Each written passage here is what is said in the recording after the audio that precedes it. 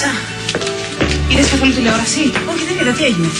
Πυροβολήθηκε η Φωτεινή μόλις πήγαινε να βγει από το διαμέρισμά της. Κοριτσιά, μόλις έμαθα ότι πυροβολήθηκε εκείνη η Χριστίνα, η αδερφή της Φωτεινής που έχουμε συλλάβει. Πριν από λίγο μετέδωσαν από την τηλεόραση έκτακτα δελτία ότι πυροβολήθηκε η Φωτεινή μόλις πήγε να βγει από το διαμέρισμά της. Πριν από λίγο κάποια κανάλια είπαν ότι πυροβολήθηκε η Φωτεινή. Παιδιά, ακούσατε τα έκτακτα δελτία ειδήσεων? Άκουσα ένα δελτίο, γι' αυτό ήρθα να πω τα δυσάρεστα στο Χάρη. Α, και τι του πες? Ότι πυροβολήθηκε η Φωτεινή. Λάθος, τα μισά κανάλια λένε ότι πυροβολήθηκε η Φωτεινή και τα άλλα μισά λένε ότι πυροβολήθηκε η Χριστίνα. Φωτεινή. Ναι, αλλά κάποια άλλα είπαν ότι πυροβολήθηκε η αδερφή της η Χριστίνα. Τι είπες? Ότι πυροβολήθηκε η Φωτεινή. Τι θα με τρελάνετε τώρα, ποια από τις δύο πυροβολήθηκε, θα καταλήξετε κάπου. Κάτσετε βρε παιδιά, γιατί θα τρελαθώ. Ποια πυροβολήθηκε, η Χριστίνα ή η Φωτεινή? Και τελικά ποια από τις δύο πυροβολήθηκε, ρε Χάρη? Η Χριστίνα ή η Φωτεινή, με τρελαίνεις, λέγε. Άλλοι θα λένε ότι πυροβολήθηκε η Χριστίνα και άλλοι ότι πυροβολήθηκε η Φωτεινή. Ποια πυροβολήθηκε?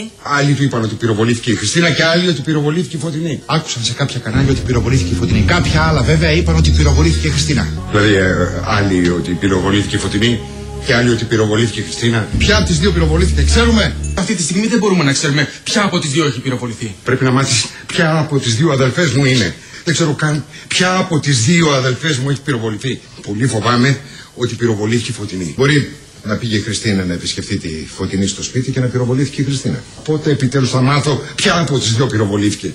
Πυροβολήθηκε η Χριστίνα και όχι η Φωτεινή.